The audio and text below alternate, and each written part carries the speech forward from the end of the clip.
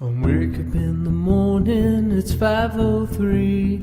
I'm late for work again, the boss is mad at me. But it's just one of those days, just one of those days. It's just one of those days, nothing goes your way. It's just one of those days. Well, I locked my keys in the car. Well, that's the third time this week so far. It's just one of those days, just one of those days. It's just one of those days, nothing goes your way. It's just one of those days, just one of those days. The sun don't seem to shine, and you wish you could rewind and just go back to yesterday. It's just one of those days. Well, my wife called me up in tears and said she just rolled the car and she thinks it's dead. But it's just one of those days, just one of those days. It's just one of those days, nothing goes your way. It's just one of those days.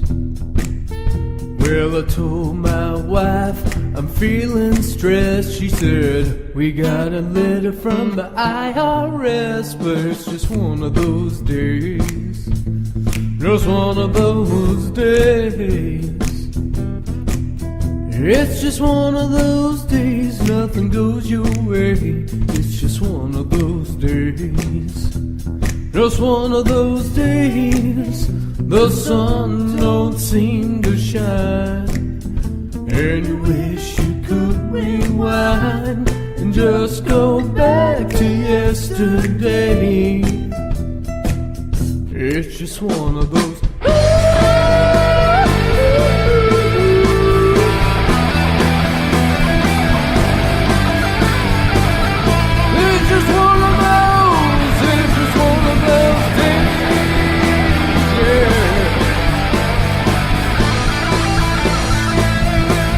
Just one of those days, the sun don't seem to shine, and you wish you could rewind and just go back to yesterday. It's just one of those.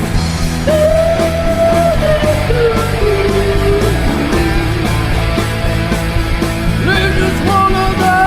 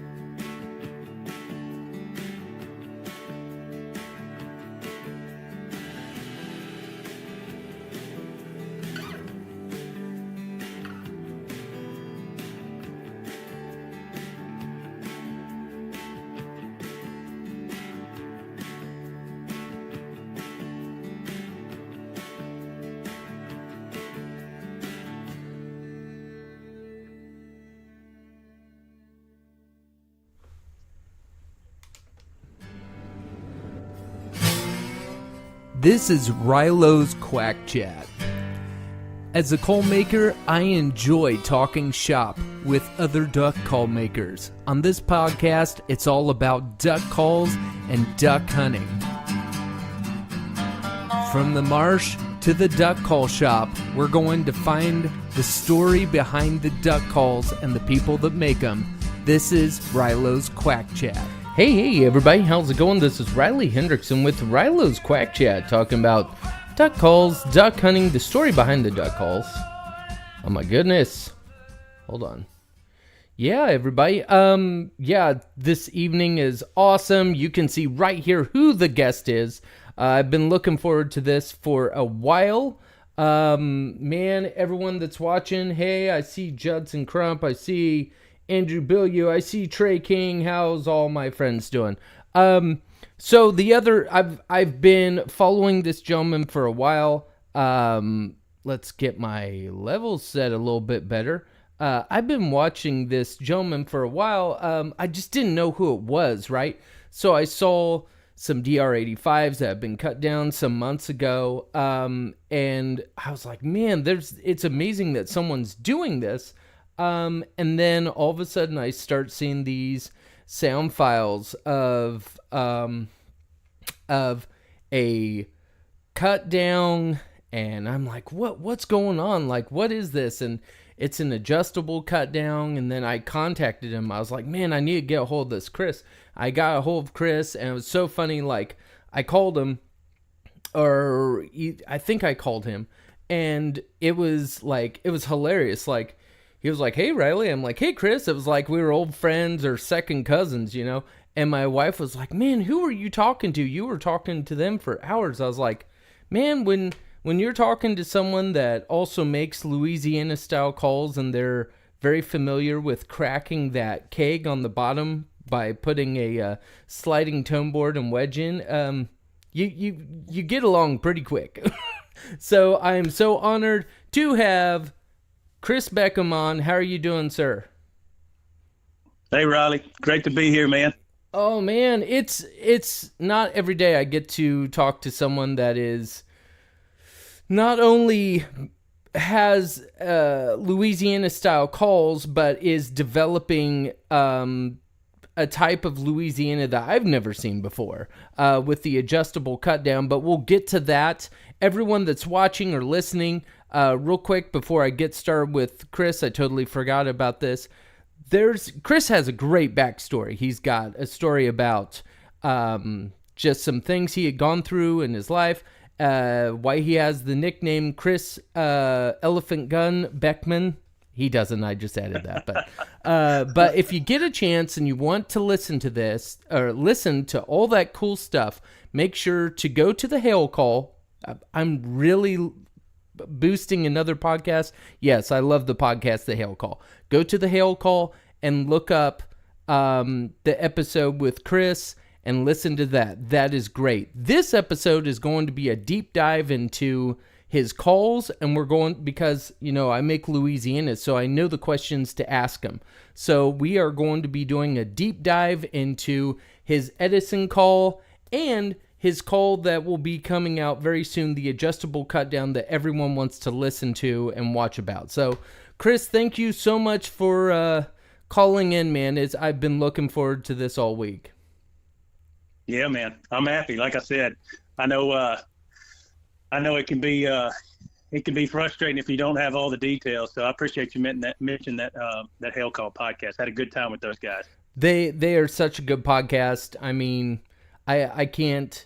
I mean, they're great. They're just, you know, it's really hard to find a podcast that has really good meat to it and just really good stuff. And those guys know what they're talking about. So it was absolutely fantastic to listen to that episode.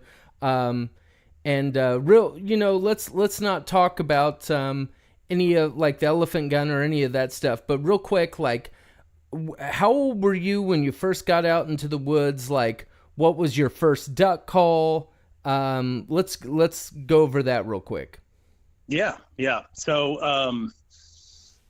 I hunted with my dad. Like a lot of us, we get started with our dad, and of course, back then, we're talking early 90s.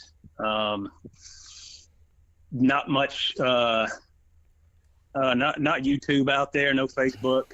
You basically just kind of learned with the guys you were around. So my dad was kind of a loner. He was a trapper.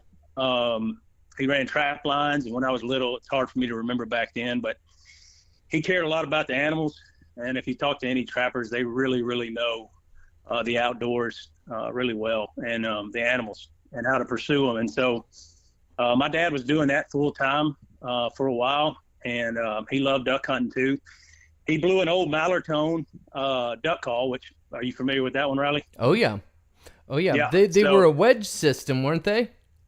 Yeah. Uh-huh. I think it's real foot style design. Yeah. Yep, with that yellow wedge. Yep. And he paddled around in Piros. He never had a boat motor, so he put me in the front of it and paddled me around. And we would jump shoot ducks. We'd paddle back up when the rivers would get out, and we'd find some backwaters. And back then, there wasn't a ton of posted signs. I mean, people were starting to lease a lot of stuff out, but we could usually get back and paddle around and find some rafts of ducks, and just hearing them back in the woods. I just got hooked after seeing it, and then watching him blow, watching that first group of ducks come back to him. He flushed them up, and because they caught us in the Piro, we were paddling. I was too little to shoot, and basically they came right back to his call, and he shot one, and man, I was hooked. And I can't tell you what age that was. I think Child Services would have probably been called on him if he if they knew how young I was out there. But yeah, that got me hooked on the sounds, and I've always been fascinated with music and different sounds. And I mean, I play the guitar by ear and play the piano, so I realized real quick he had a box of calls. He had a bunch of Olds, PS Olds, and he had a bunch of other wood calls, some fox calls in there. And he grew up in Louisiana, so he grew up in Shreveport, Bossier area. It's a small place called Cotton Valley, and if you're familiar, Duck Commander's probably an hour and a half to the east in Monroe. So they're both the same age. So it's pretty cool. But so he was hunting over on this side, and then I just started messing with duck calls at a young age, blowing out everything I could, and I realized they all sound a little different. And that's what kind of got me started whittling on a few. So how old were you when you whittled on your first Olt? Well, Dad was never happy with me messing with the duck, because I'd take reeds out and swap reeds out, and I'd have different, wedges and different calls, because I was fascinated with it, just seeing what would do what. I don't know. I'd probably say I started blowing duck calls when I was 5 or 6, just blowing his. And then when I started modifying calls, I was probably about 13 or 14. I started actually trying to figure out, playing with one of his bastard files. I was like, man, I wonder if I could, and it's real bit. I wonder if I can open this tone channel up or something, just to see, and he would go in and he was buying me calls at that age. And so, and they were about, whatever was cheap on the shelf, at Walmart or something, any sporting goods store that he'd get pretty cheap. And I was, I really got into what the tone board actually does, just different characteristics you can make on one to get different sounds. And so the Haydales was one of the cheaper ones to buy on the shelf, and I loved the design of the sliding wedge because I could change the length of the tone board, without having to, not that I was turning wood back then, but I'd have to cut a whole new insert to change the length of the tone board, where I had this sliding wedge and I could slide that thing around and the tone board around, and also the wedge, and play with different reed lengths. So it was fun. That DR85 is just there. I mean, there are call collectors with I think they're close to $1 million call collections, and they've got a DR85 wrapped up in electric tape around their lanyard. So it's amazing, so it's just crazy how classic of a call that is. And So yeah. So when I started seeing you float around on call nuts with these uh modified DR85s, when did you start doing that? Man, one of my local buddies here, I wasn't a part of any of these groups. I really didn't know about them. And I guess it was 2020, right around COVID time. And I had cut calls for buddies, anybody that had hunted with me. If they liked the sound of what I had, they would ask me, "Hey man, what is that?" And I'd say, "Oh, DR85." And they're like, "No way, that's a DR85." I'm like, "Well, here it is," and I'd blow it. And so a lot of them would say, "Oh man, make me one of those." And so that's how it started a long time ago. But my buddy shared this. I guess some guy said, "Has anybody ever modified a DR85?" And I got tagged in it. He said, "I got a guy that can make one sound pretty realistic to a hen in Ballard." And so I woke up to about an inbox of probably 30 or so messages, and I didn't know where they were coming from. And I showed my fiance. I said, "Look at this." And it was just guys asking me, he's like, what do you do to these DR85s? Can I get one? And I mean, you got to understand, Riley, back then, nobody was sharing duck calls, and I grew up, my dad was like, "Don't share your fishing spot." You know what I mean? Because next thing you know, you'll have 10 buddies that are at your fishing spot. And a duck call was kind of sacred. And I'm like, all these guys want to know what it's about. And I was like, well, I'm kind of over that point. It's not like that anymore. So I said, well, I'll help guys out if they like the sound. And so I posted, I got outside and I took my phone and I just recorded 3 different cuts that I do on them to get different pitches of ducks and different characteristics as far as back pressure and shared it. And that's what got me to here. And I've always had a dream of having my own duck call. I don't know, probably a lot of us do. We want to, and I told Corey and those guys, I mean, it's like making your own bow or your own arrows and then, going hunting with it. It gives you that primitive sense of the outdoors. And so I always loved the idea of making my own duck call to go hunting with. So that's probably how it all started, with me messing with these things. Nice. So when did you, because I mean, if anyone's looking, and we will here in a second, literally in a couple of minutes, I'm going to pull up the Beckman Game Calls website and we'll look at some of your calls. But when someone looks at that call, it's like, man, it has a wedge system, very, it's a Louisiana wedge system, but it's a new version of it. Like, it's a new take on it. How long did it take to develop that design? Well, it goes back to, I guess, when Haydale's came out with their acrylic calls a long time ago. I bought one, and I remember the tone board was still a mold. And I was like, I called, and I don't know if Rod remembers this, but I spoke to him and I said, "Hey, Rod, I would love a fully acrylic call." And he said, "Well, I mean, they are acrylic." And I said, "Well, I'm saying I could see the tone board." And he said, "Oh, well, we didn't get many sound differences out of that, so we kept the tone board that way." And I said, "Okay, well, from that on, I was like, I wonder if anybody makes a fully acrylic sliding wedge or Louisiana style." And so then I started thinking, there's some characteristics I would change about the DR85 if I had the choice, right? I'd like, the red leg came out and it had that 5/8 inch hole. And I said, well, I could get more air through this. But I started thinking, I said, man, I wish it was a full call. I wish I had a full size tone board that didn't necessarily have to slip all the way through the exhaust or insert. And so that's kind of where this brainchild started just developing in my head of, I wonder what that would sound like. What would that give me as far as volume, would the back pressure even work with that design, so that started me down this path, and it's been a long process with different machinists and trying to figure out what works the best with the design. But it's got the full size tone board, which as you know, most Louisiana style calls will slide into that exhaust, right? And literally slide all the way in. Where this one has, flared or tapered sides out, where it comes almost out to the same outside diameter of the exhaust. So it kind of, to the naked eye that doesn't know, it kind of looks like a two-piece call, like a Arkansas style J-frame, right? Right. And right now I have your website pulled up at www.beckmangamecalls.com. I think, I've got the website on the video pulled up as well. So if anyone wants to go look at that, they can.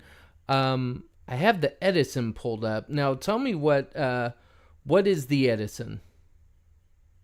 So it's a double reed duck call that kind of started all this. I wanted to get the same realistic sounds out of acrylic as I was getting out of the material that poly material that Haydale's uses. And a lot of acrylic, you probably are familiar with the term, it'll shatter out on certain, depending on the slope, it'll shatter out on top. And acrylic's just really, really harsh at certain times because it's hard. So I wanted a more realistic sound that I could hear. And so you should see my phone. I've got so many recordings of live ducks, and every duck call that I actually sell, I turn those videos on and I just listen to live ducks, and I'll pitch my duck calls to those ducks. So I know every one of them that's leaving here sound at least like one of the ducks that's on my phone. Nice. So, yeah. Nice. And you know what? Can I just say something real quick? Yeah. As a Louisiana call maker, I don't make any traditional Louisianas anymore, the half inch, but what people have to understand with what Chris has done with this call, when you put that half inch in that barrel, man, you've got some room underneath the tone board, around the tone board.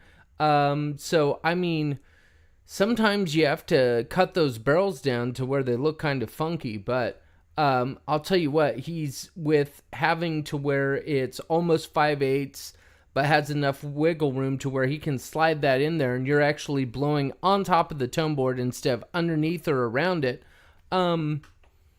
That's big. And on top of that, I mean, how long did it take you to figure out that the length of your reed on top of your tone board changes things, and the length of your Louisiana tone board changes things? Chris, I mean, all that changes how that call is going to handle. Yeah.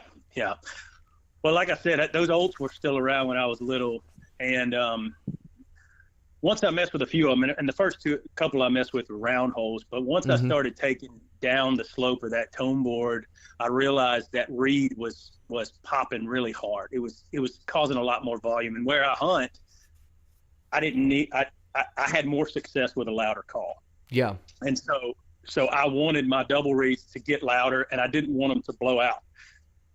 And so if you look at my exhaust, it's really big. It's actually bigger than the cut down I'm coming out with, because I didn't want those double reeds to kind of float up and smooth out. I wanted you to be able to keep those realistic lower notes, but be able to push it pretty hard. So that's what my goal was to have the actual tone board slide in similar to a two-piece design, right, where it sits flat inside that 5/8 inch hole instead of kind of a floating tone board, how most sliding wedge designs are Louisiana style.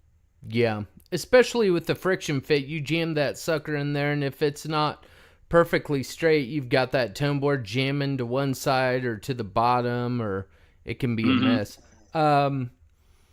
No, but I mean, people have to understand, like with this, with the bottom, like a PS Ult and this call right here are totally different, because you're using that. An Ult is a J frame and it has an exhaust a certain way, and with these slide in and out style Louisiana, you have to make the decision, how long do you make that tone board, because that tone board with the reeds on top is actually your tone channel. So do you take it all the way out? Do you cut your reed short? Do you take the longer you take that tone board to the end, the hotter it's going to be. Do you want it in the middle? Do you want it back here? It's going to be a little nasally back here. But the slope of the tone board's one thing, but everything you do in here is a whole nother situation.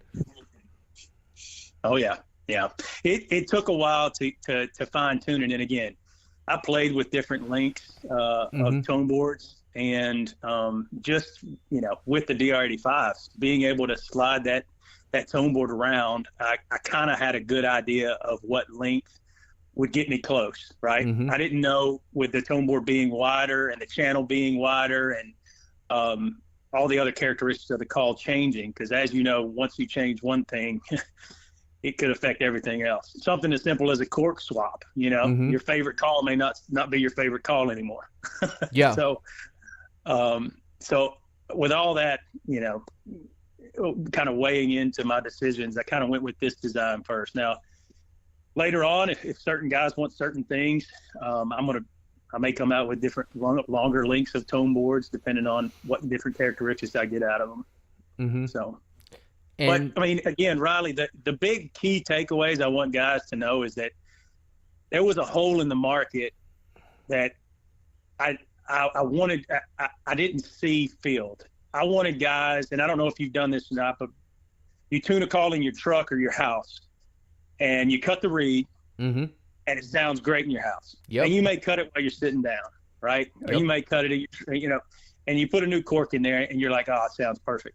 Well, guess what? Now you get into the hole, and you went from 72 degrees to 25 degrees, 30 degrees, and the call's not running the same. And you're blowing it out because now you're standing up instead of sitting down. And so you're like, I cut the reed too short. Yep. It doesn't make, it's thin on top. Whatever it is that you're looking for out of your duck call, with a regular cork and a regular reed, now you have to go grab another reed. And I think it's pretty good what Layers is doing. They're offering different reeds, different thicknesses and things like that. That's, you keep a box and you got different reeds you can play with. But this gives the caller, the duck hunter out there to say, all right, it's too short. Let me adjust it. And once you fiddle with it enough, I mean, I've got videos on my website to show guys, but once you mess with it enough, you should get very close to what your air presentation is, because as you know, we all blow different, every one of us. Yeah. And funny about Layers, that is if you can get reeds from them. I've heard that complaint. Yeah, I've heard they're hard to get. Well, it's looking at these pictures between the Edison and, I kind of chuckle at the name the Edison, because from the times you and I have talked, I think we are both big time history buffs. I'm more of a Tesla guy myself, but that's what it is. Yeah. No, the Edison, it was just that light bulb moment of like, and I've had guys that get the DR85s that I cut for them, and they say, I've messed it up. I pulled it apart, try to mess with it. The tone channel or the tone board's not the right. I'm going to have to send it back to you.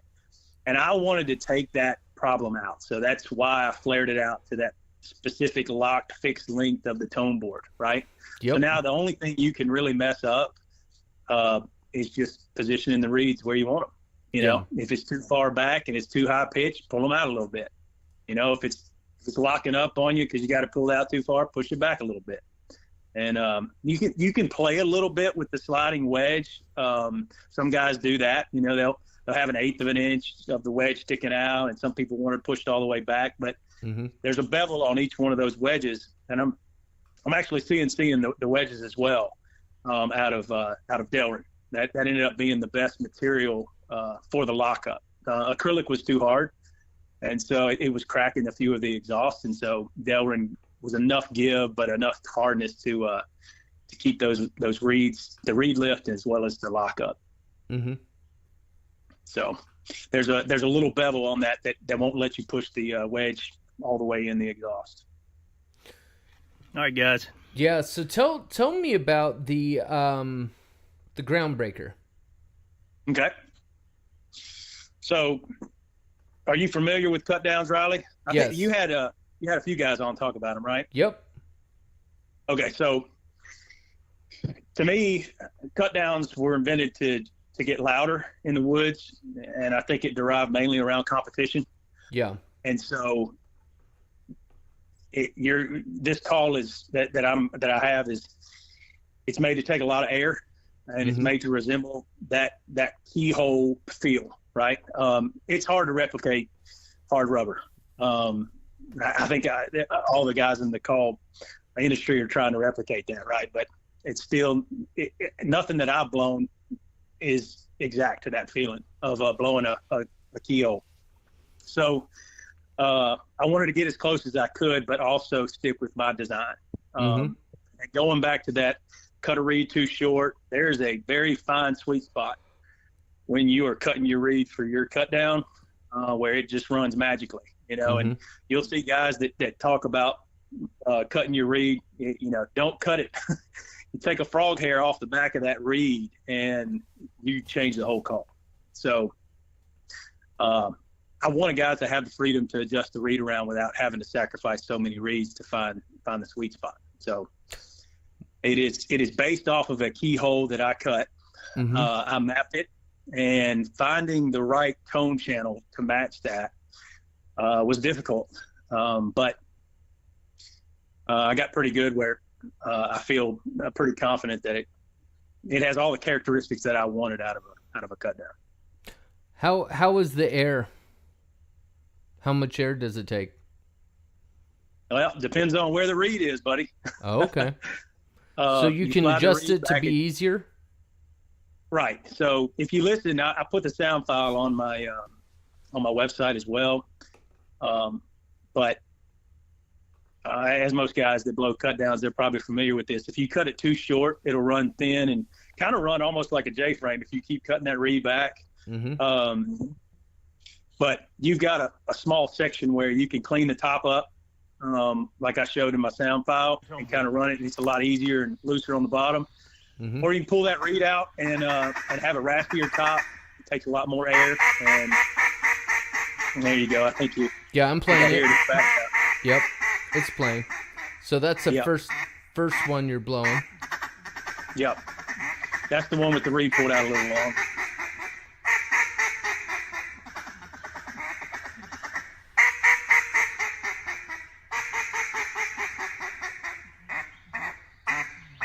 That sounds good. Okay, now the second one. It's going to be a higher pitch. It's going to be a higher pitch. Like a cleaner top. I like that.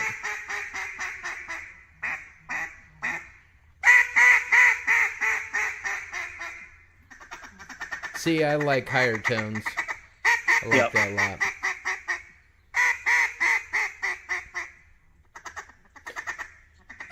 And without getting too technical, Riley, I mean, different presentations of air is going to make that reed do something different. Right. It's going to make your call operate different. You hear people talk about guttural sounds, like blowing from the back of their throat versus the front of their tongue, the front of their teeth.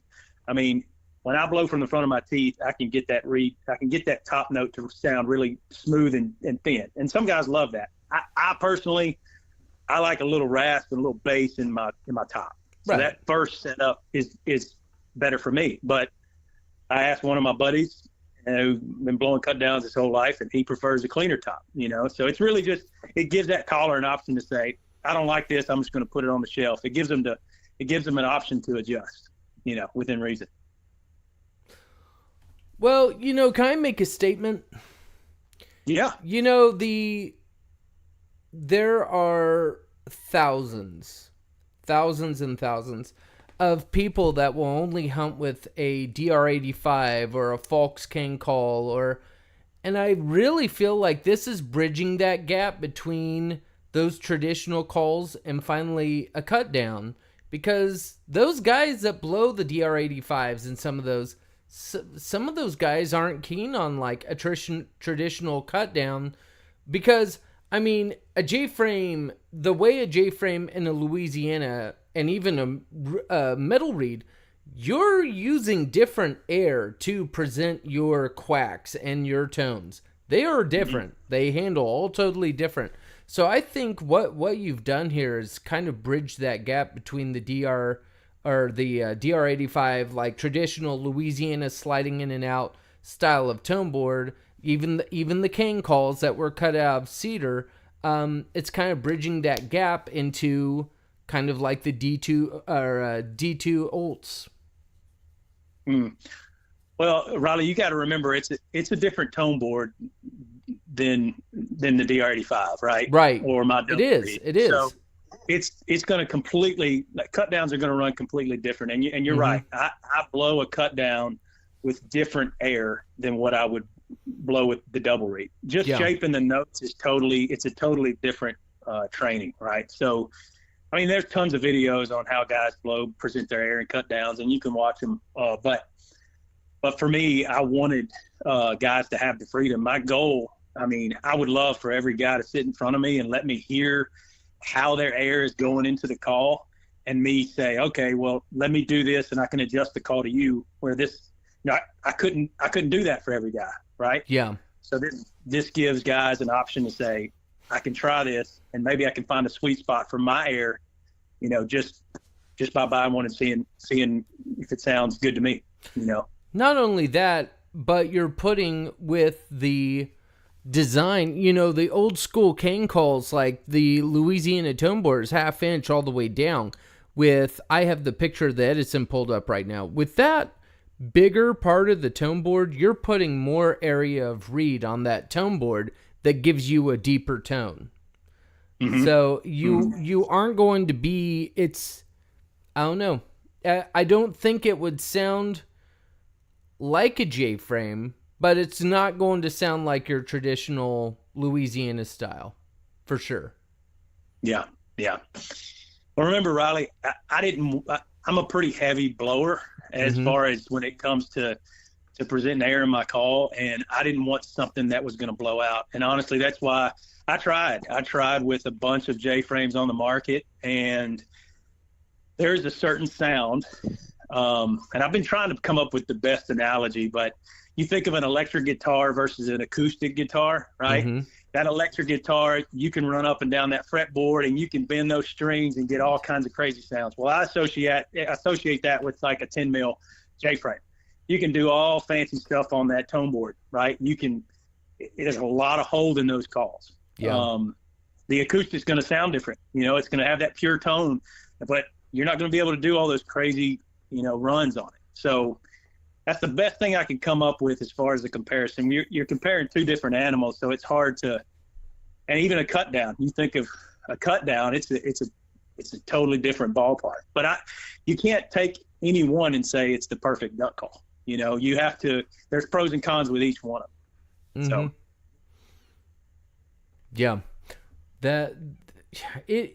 I mean, that's why, I mean, you get into these people that have call collections, and it's, I mean, people like one call maker's call or the other one, and I do the same way. There are calls that maybe it doesn't fit just right for me, but, that's why it is because it's made to the call maker or the call developer that made that call. Correct. That's what's unique about it. I was chasing the pure sound. I don't know if you heard me tell Corey and them, but I grew up near Tallahatchie County, and Tallahatchie in Mississippi was a lot of ducks had been killed in that county. And there was a refuge there that I would go and record ducks constantly, trying to mimic their sounds with every call that I had, every call my dad had.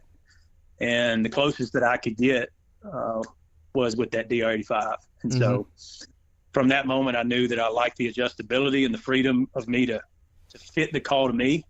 But I wanted something with a lot of bass, but to get out there and very realistic.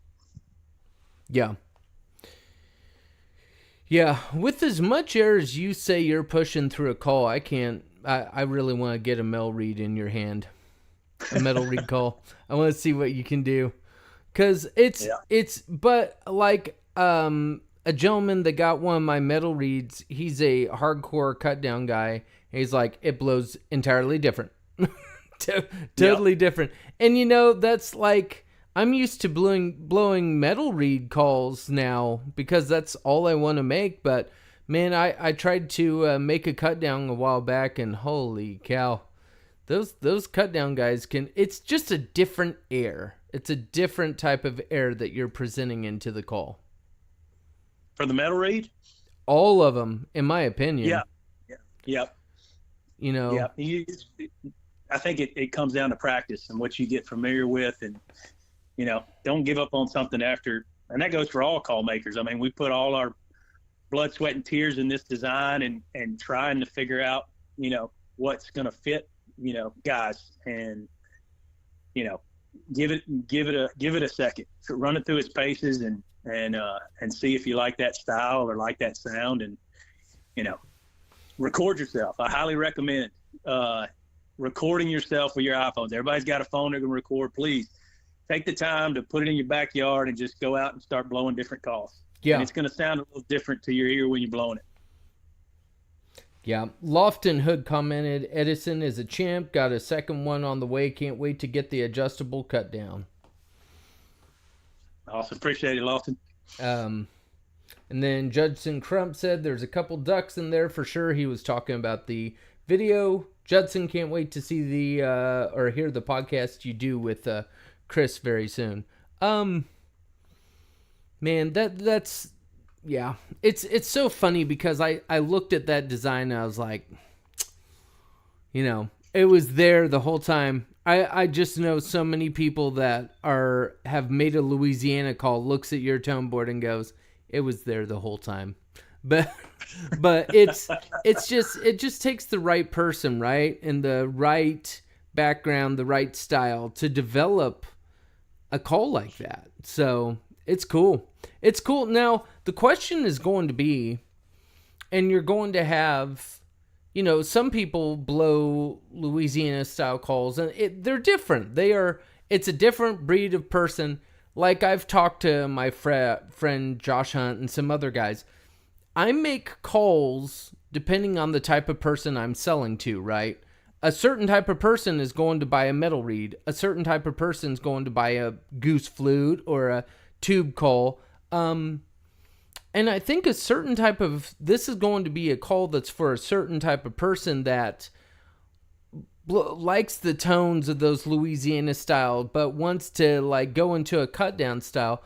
Cause I can't, the way a Louisiana handles, it's hard for me to believe that it would handle just like a D2 old. It has to handle a little bit different. So have you blown any cut downs from like a traditional D2 old? No, I've never blown a D2. Yeah, I highly recommend you do it, man. And I'll be honest, Riley, I've been around them my whole life, and I think the popularity came because it gives you a sense of the style of the caller. So every D2 that comes out, of that mold process was different. And so callers, especially modifiers, would have to put their spin on it. And some guys, like you just said earlier, man, I really like that smooth top. Well, there's modifiers that love making their D2s smooth on top. Yeah. The other guys, just full rasp. You can barely hear the tone because that thing's rattling the bark off the trees. So, man, and that's what I think that allure from the old guys. Whenever you would go into Biomeda and other places in Arkansas, if you heard guys blowing them, you would hear different characteristics of those guys blowing their cut. And that's what distinguished them. To the guys that were hunting. Oh, that's so and so. Well, that's Lester Capps. There's Kirk. There's somebody else. So I think it was just some way to kind of put your stamp on that cheap black call. Now,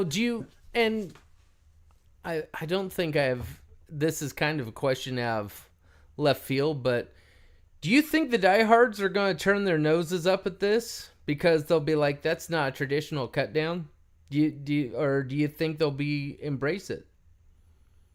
Man, I hope they embrace it. I mean, some of those guys get kind of snobby about that stuff. Well, it's no different with the DR85. Right. And I can't tell you how many guys are like, I'm sitting here looking at $150 shelf queens, and what's on my lanyard is a $20 call that you cut me. Right. I want guys to enjoy the process of finding a call for them. I don't want to get caught up in traditional lists and we only do it one way. I mean, that's kind of polarizing, right? I mean, we're all innovating off of the Fred Allen and the Charles Grubbs and the tongue pinchers, that were created in mid 1800s. So, I mean, I don't know. It's just another mousetrap, right? That we're trying to make better. So. Yeah. But I'll tell you what, but you get that mentality, and you get that mentality with any type of duck call. You get it with the Louisianas. I mean, believe you me, when I made a hammerhead with a metal reed, I'm sure some guys are like, whoa, that's not traditional. But, we're not going to move forward unless we have our own designs. They're unique to us. And whether I'm sure someone's going to look at my designs and be like, those were the best things ever. And then there's going to be some that were like, those suck. They were horrible, But that's just how it goes with this industry. You're going to, and luckily, usually you find about 5 to 10 people that love it, or maybe even 20 people that love your style, to that one person that it just doesn't fit them. And then, of course, there's the secondhand call market for that. So... Yeah. Well, I mean, there's nothing wrong with that, Yeah. There should not be anything wrong with someone not liking a call. I mean, that's why there's so many out there to choose from. There's certain car colors I don't like, but I see 100 of them every time I drive, Yeah. So. Yeah. And you were talking about the tongue pinchers. I mean, but man, it's just the Louisiana, and we were talking about this earlier, and I'm sure some hardcore guys, it may start an argument, but they're arguably the first duck call was a Louisiana style call that you were telling me about earlier. Yeah. So, and it's in the book. If anybody wants a great read, it's the, hang on, I got it here. It's the duck calls of Illinois. Mm-hmm. And they attribute, I think, Fred Allen for making the first duck call. And if you look at his, it's a nickel plated insert with a wedge, and just like a sliding wedge design. And then you had Charles Grubbs right there with him. And he was more traditional real foot wedge style, right? Right. And I think that was unique because they were around the same time period, within the decade of each other, right? Wow. And they both had their own different style, Yeah. But I think Charles Grubbs kind of gets attributed to the first one to commercially sell his duck calls, but Fred Allen boasts, I think, that he was the first one to create one. Outside of the tongue pincher, of course. I think that was Elam Fisher. Mm-hmm. And then before that, you had the duck yodelers that were doing everything by mouth. Yep. Fun fact, Stuttgart, the calling contest, the first one that won was blowing by mouth, right? What year was that? I think it was 1952 was the last guy to win the Worlds as a mouth caller. I think. No, I don't know. I think he was the one and only. It was the first duck calling contest in Stuttgart ever hosted. Hold on. Kyle, I'll have to listen back and I'll let you know. Kyle Fleming, from K-Calls, one of my very first guest ever, he told me, and I'll have to look it up, but he told me one of the last guys was in 1952 or in the early 50s, and it was a mouth caller. Oh, cool. So I don't know. Stuttgart? We'll have to look it up. Yes, I believe so. What year did Stuttgart start? It was later, wasn't it? Man, I want to say it was 1930s, maybe 40s. I can't remember. Yeah, because somewhere around that. Wasn't Chick Major involved in bringing that over to Stuttgart? I think it was the is it McCullum's or Cullum's? I can't remember.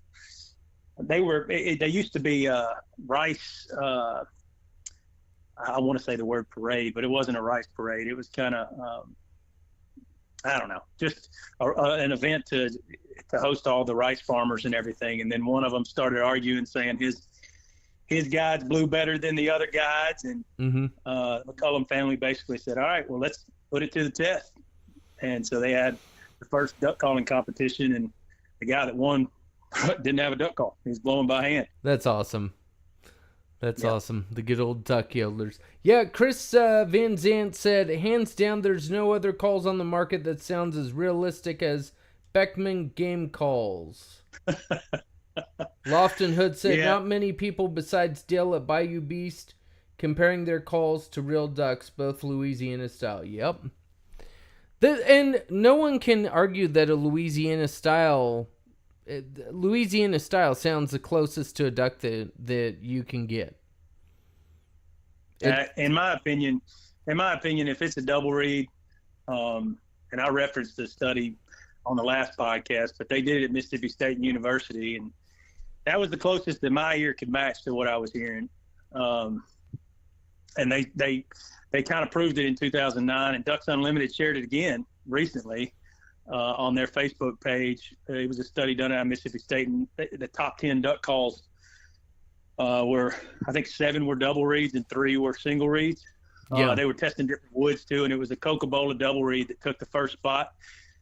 They took all this state-of-the-art equipment that they had in 2009, and they measured all the acoustics, all the different sounds of a hen mallard, a live hen that they recorded versus duck callers that they had polled in the local areas. They took 38 live hens and 38 duck callers. And it's a pretty cool study.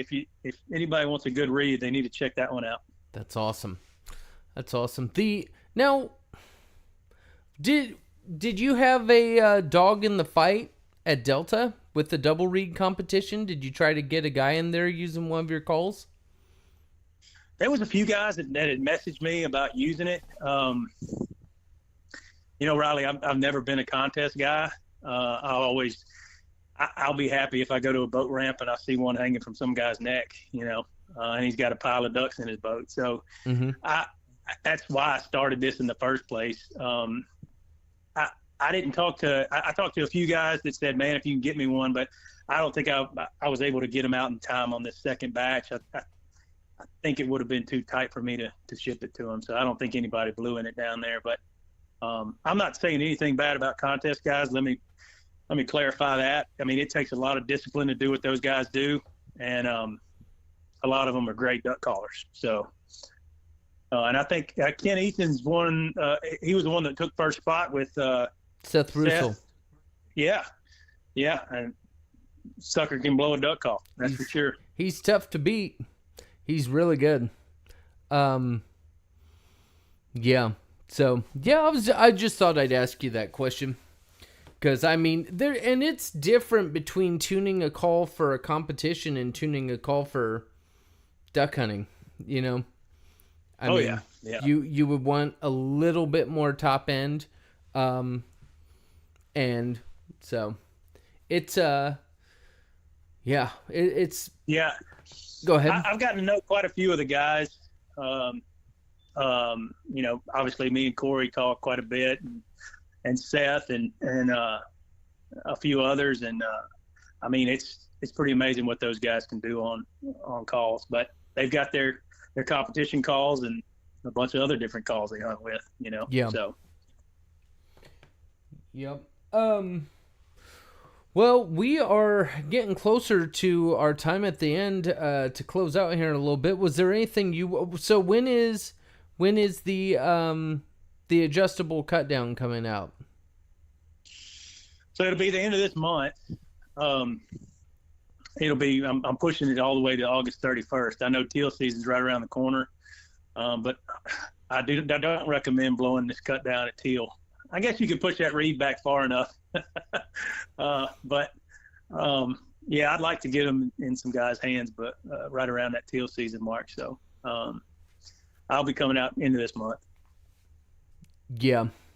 Yeah, I'll tell you what. Have you ever made a call just for teal? I mean, with the old DR85s, you could jam that back just enough to get it almost close. Yeah, if you mess with it much, I mean, you can do it with any mallard call. If you pinch your air tight enough, you can get it. You know, you hear that a lot in the field. But yeah, that's something that might be in the works later. Nice. I've got a Louisiana 3/8 tone board teal call. I'll send you a picture of sometime. Sounds so realistic, but I could never get the enough air out of it. They're kind of soft call. But for teal, you need to be loud. You need to get their attention. Oh, yeah. And they're fun. Those are the funnest ducks to shoot. That's the hunt that got me hooked into all of this. That's the only reason I'm talking to you right now is because of some stupid blue wings early in the morning. Yeah, they are a unique bird. They come in big bunches, and if you want to get hooked to duck hunting, go out there with somebody with a mess of teal in their rice field or somewhere, and it'll hook you for sure. Hearing them fly over you. Oh, those little! You can almost hear the as they go by. Sound like Top Gun. Yeah, it's they're a lot of fun. But Chris, man, thank you so much for calling in. I mean, I've been looking forward to this. This was great. Just, man, the things you're doing right now, they're just fantastic. I love what you're doing with the with Louisiana styles, with the cut down, with the double read, your Edison. I just love what you're doing, and you're just making Louisiana's great again. I'm trying, Riley, but I appreciate you having me on, man. Man, so the last three questions, are you ready for it? Give it to me. All right, if you could go back in time and go on a hunt and do it all over again, what would it be? The hunt with my brother where I killed a black duck, and he killed a black duck in the same hunt. We were in Green Tree Timber on a WMA in Mississippi, and I won't name it, but I also killed a banded Drake mallard that hunt too. It was just us two, and it was funny, and I'll tell it real quick, but we had found these ducks, and sure enough, just like I described, we took our pirogues, cypress knees and everything are in the way, so it's really hard to get boats back there in those backwaters. And we were dragging our pirogues and then paddling and dragging, and we found them, man. They were eating on the acorns, and there was a ton of them. And the first duck that I shot, it was a silhouette. I couldn't see what it was, and I picked it up, and it was a Drake black duck. And if you look at a black duck, they're a lot bigger. The Drake is a lot bigger than the hen, so I knew it right off. And they're still big. The hens can get big too, but I couldn't believe it. You know, I was 15. You know, and sure enough, later that morning we had a big group. They were coming back, and they were falling in. They were hitting their wings on the limbs as they were falling in there, and it was just me and him. We had all these ducks on us, and I shot once and then shot another. I got a hen and a drake, and I kind of wounded the drake, and he lit closer to my brother. And my brother went high stepping through the water, and you can visualize anybody try to run in waders through ankle deep water or knee deep water. It's pretty funny to watch. So he was running full speed, and that duck, he finally caught it, and he grabbed a stick, and not the way that I prefer, you know, to dispatch a duck, but he decided to take a stick and hit it in the head, and he's, you know, perfect. The sun was shining through the trees, and his feet were kicking, and I saw that jewelry flashing in the water. So he felt bad because we couldn't mount it, but it was a cool hunt, man. And I could list 100 of them with my dad, but that was one of the coolest hunts, coolest hunts that I can remember right now. But nice. Yeah. So the second question, if you could go on a hunt with 3 people of all time, living or deceased, friends, family, heroes, old duck call makers, old hunters, who would be? Oh yeah. Well, barring outside of my dad and my brother. You're going to say Graham Nash, aren't you? Or Buckingham Nash, I mean. Nash No? Buckingham? No. Nash Buckingham. No, actually not. Outside of my family, I would say Fred Allen, because I want to know why in the world he decided to make that duck call. Uh-huh. Charles Grubb, so I could hear him arguing in the blind of who made it first. And then I would have JT Beckhart, and I'd like to ask him what he thought about his call selling for $103,500, one of the calls he made for his daughter. One day, hopefully before I'm in the dirt, I could learn how to check her and do all that stuff that he did to those calls. It was with primitive tools that he had. It was just fascinating to see.